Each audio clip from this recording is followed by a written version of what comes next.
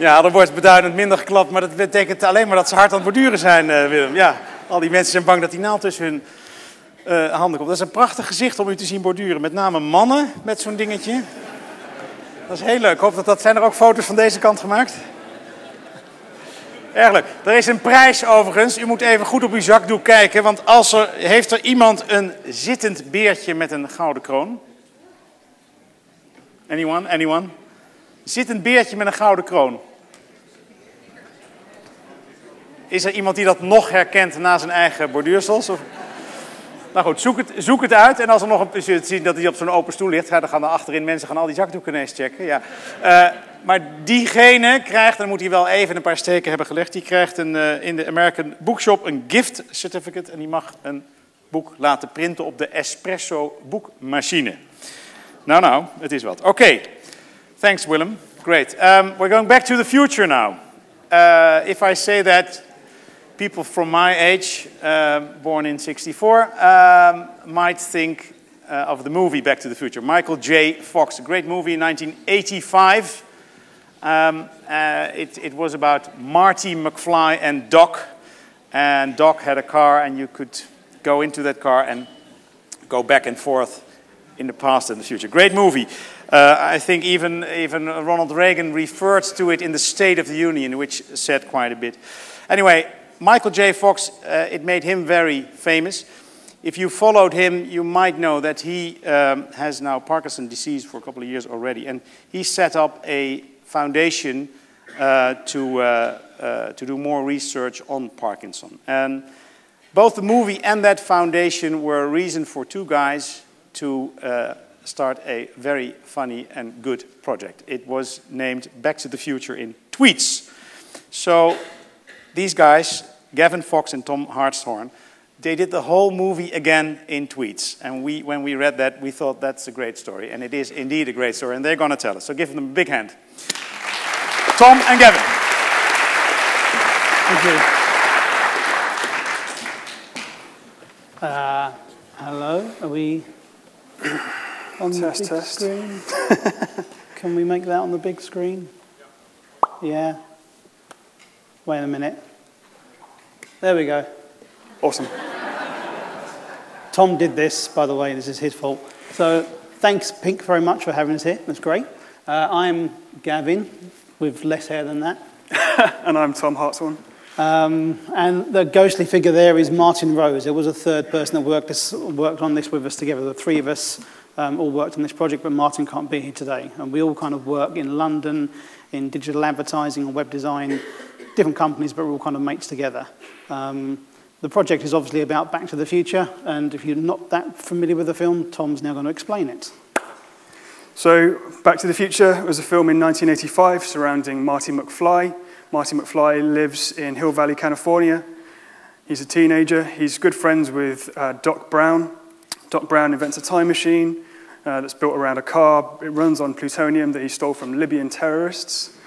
While evading the Libyan terrorists...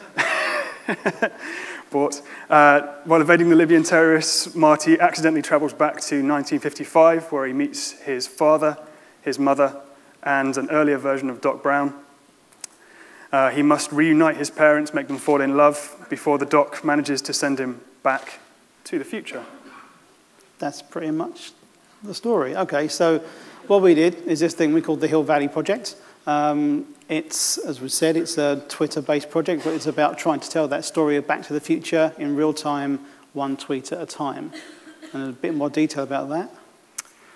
So, rather than taking the hour and a half that the film takes to watch, we wanted to presuppose that all of the characters in the film were real people, give them all Twitter accounts, and have that play out as if the film was happening somewhere in California right now. Next one's you. So that took 6 days, 2 hours, and 38 minutes. We created 49 separate Twitter accounts, and over those 6 days, we published 1,205 tweets. So we've got a little video coming up in a minute to show how that worked, and how people experienced it. So not only did we want to do it throughout those 6 days, 2 hours, 38 minutes that the story takes to unfold, and that's from Marty's perspective, how he experienced it. But we also wanted to do it in the correct date as well. So the story started on the 25th of October at 7:27 in the morning, which is the day before he went back, the first time he time travelled. So if we go on to the film, so this is how the film starts.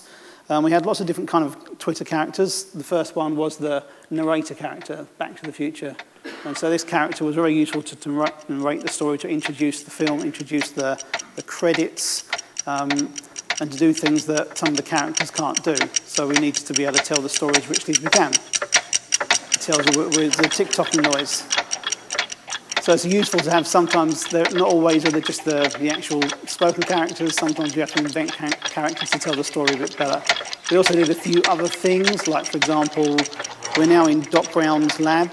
We set up Doc Brown's lab as a Foursquare location. So I think in a few seconds, there we go. So we check into Foursquare because we're now in Doc Brown's lab. So that's a Foursquare location. And pan around the room a bit. So we're in, I'm just watching the video here as well. I can't not watch the video, it's Back to the Future. And so yeah, we had to create not only the characters, we also tried to mimic the way people act in Twitter as well. So there's twit pics. So when there's a shot in the film that looks like it could be a point of view shot, we photograph it and take it as a twit pic. And also there were characters that we had to introduce, like the radio. The radio has its own Twitter account. So the radio comes on now and starts to tweet. It's just that kind of, we need that richness of the story. So everything's in there does get tweeted, every line of dialogue. And likewise, another character we had similar to the radio was the TV presenter. And the TV presenter is about to tweet now. There we go. So all these tweets, the TV presenter is now telling the backstory of where the plutonium was borrowed for the Libyan terrorists. There she goes. And so all these tweets, as you can see, that's how they were appearing. So if you followed the timeline, you could follow one Twitter list, and you can see all these tweets all at the same time, and they'd all appear in these times as they did in the film. So right now, there's a pause. You wouldn't see any tweets for a few seconds until Marty turns up. And we're showing you now this introduction, so all these tweets happened at the same time, but when Marty, after this scene, when he went to school, there's about a half-an-hour break, because it took him about half an hour to get to school. And Tom will explain a bit later how we actually did that. Some guesswork. And yeah, so we see some details here, like the dog food. We'll now drop into Einstein's bowl. Einstein was Doc's dog. Einstein had an account as well. So whenever we mentioned a character in the story, they're also mentioned in tweets. We're about to see our first line of dialogue. Marty's going to come on screen now. Hey, there we go. So here's Marty. So Marty was, every line of dialogue was tweeted verbatim as it was in the film. Sometimes that meant splitting across various tweets, because we only had 140 characters per tweet. Sometimes we had to kind of shorten them down a bit. So they would do their dialogue, also they do their actions as well, like that as an action, talking about the skateboarders and the plutonium.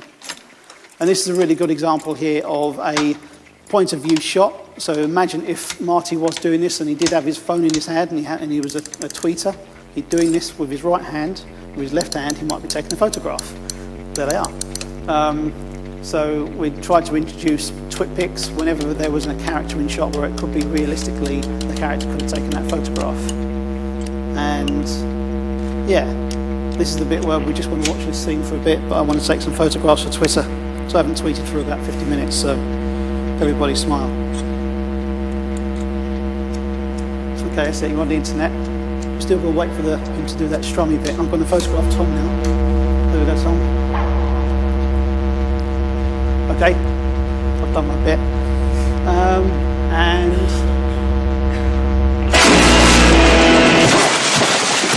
So those things happen. So it wasn't always that dialogue, but it's also trying to show all the actions that happened in the film as well.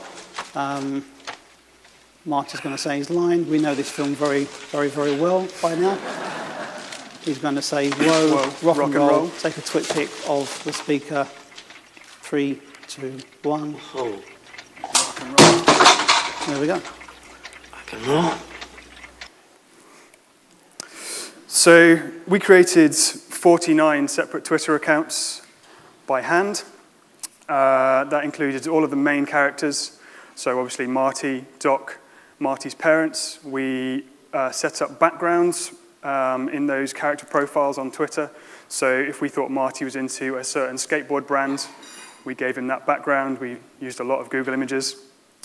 We set up smaller characters such as Jennifer, Marty's girlfriend, members of Marty's family, even the teacher, Mr. Strickland.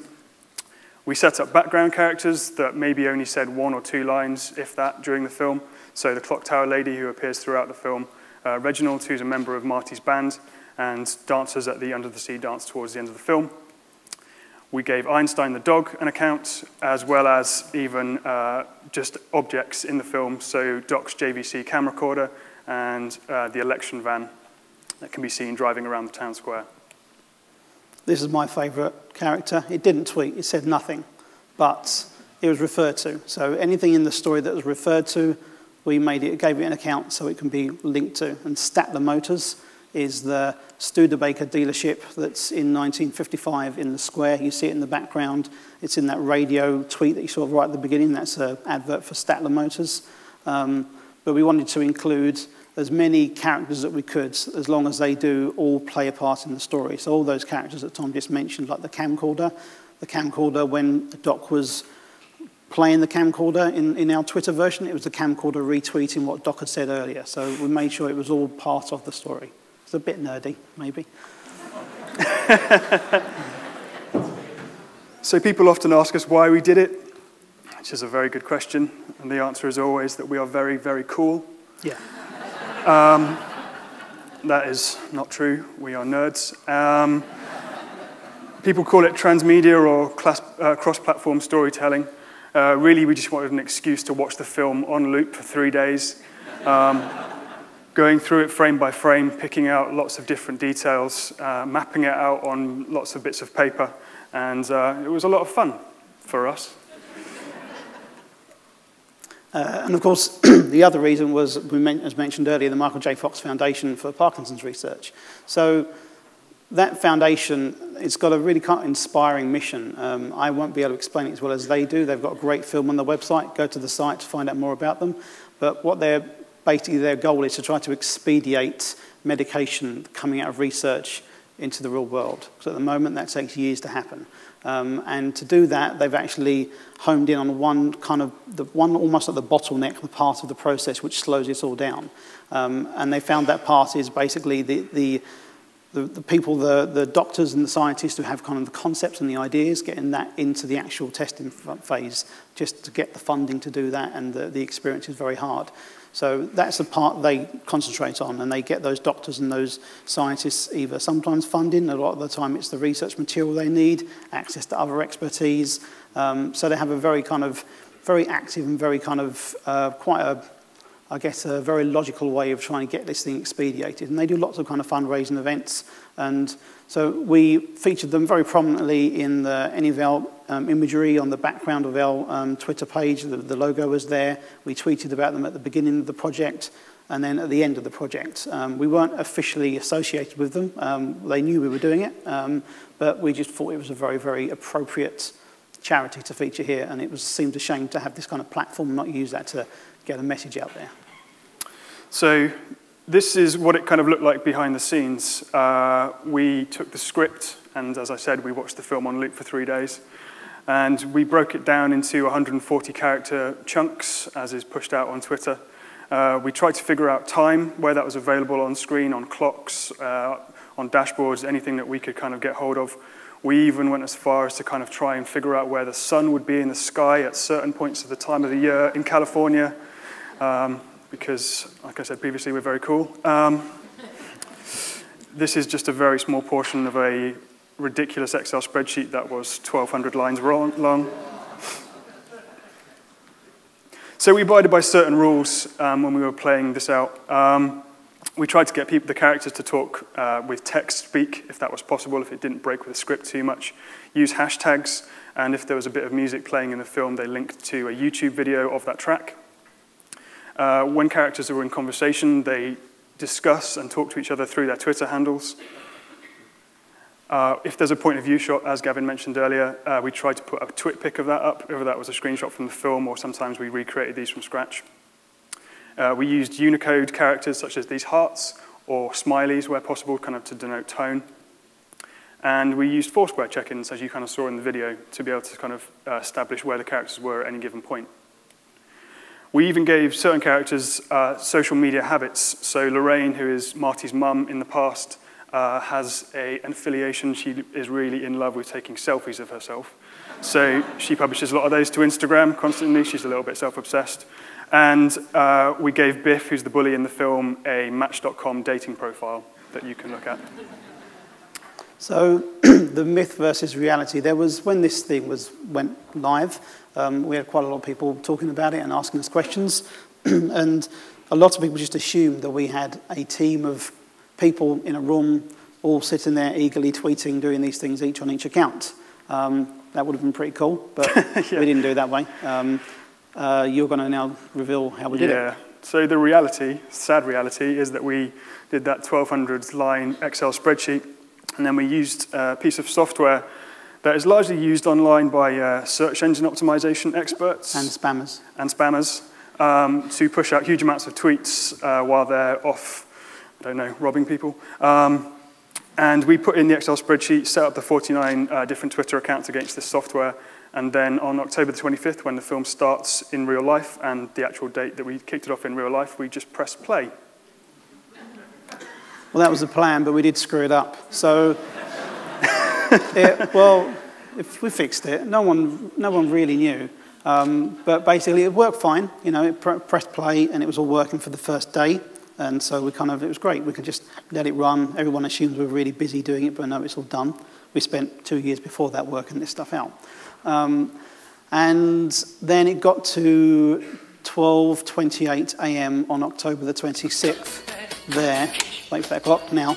And there should have been a tweet now. This should have been when Marty should have woken up to go and meet Doc, and the tweet didn't happen. I was watching it, it didn't happen. So I kind of panicked and went to the software, and I saw all the tweets were still there, it's not been deleted. But I noticed that all of the tweets had actually, we'd done them wrong. They're all a day out of sync, they're all a day late. So I had to, for about an hour, switch to manual mode, and that myth did become a reality. And for an hour, I was tweeting it manually, all 47 different accounts, until I had enough time in front to redo all the data, change all the dates, and import them back into the system again. So that took me about, I think, 49 minutes, because you'll see at 1:16 at the Twin Pines Mall, we tweeted again, and it come back online, and that's at the right time. 1:16 a.m. and that's when there's a huge clock there, certain dates and times you can't get wrong. So we're all back on track, but that was a very panicking time. And I think you just were asleep, but you didn't do anything. Yeah, no, I was asleep. Yeah, fine. Sorry. So it was all fine after that, and then meets Einstein, nothing was broken, but nobody knew that. So we did gather quite a lot of attention online from it. People seemed to like it. They were following along, telling other people to shut up on their Twitter accounts, and cheering characters along, which is odd because it was just an Excel spreadsheet that was pumping out tweets. We got picked up by lots of different blogs online, and probably the highlight of our entire life is we've been called Brilliant Wackos by Gizmodo. So what's next? Do we do Back to the Future 2? Which would be poetic. Next year, 2015, that was the year in Back to the Future 2 where Marty travelled to in the future. So we could do it on those dates, and it'll be, be a nice time to do it. And we'll have hoverboards by then. We'd have hoverboards by then, of course. But we generally can't quite work out how we would do it, because doing that, I don't know how familiar you are with the film, but in that film, there's multiple Martys, multiple Docs, all within the same time zone. And they'll be using the stuff that we've already tweeted back in 1955, and we can't work it out. But I don't know. I think it's pretty obvious we're the least clever people that have been on the stage tonight. Yeah, so I'm sure somebody else can probably help us do this. Yeah, but it's still a brain melter. Yeah. So if you go on to the next one, it's to be continued, maybe, if we can work it out. We could do it to another film, but it feels like the reason we did it for a time travel film, it means those times you have to hit, and it makes it a bit more interesting. But we always do things harder. So that's us. Thank you very much. Thank you very much.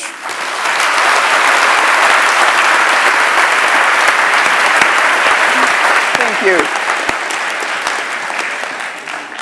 We gaan een ijsje eten. En we komen weer terug als de muziek gaat.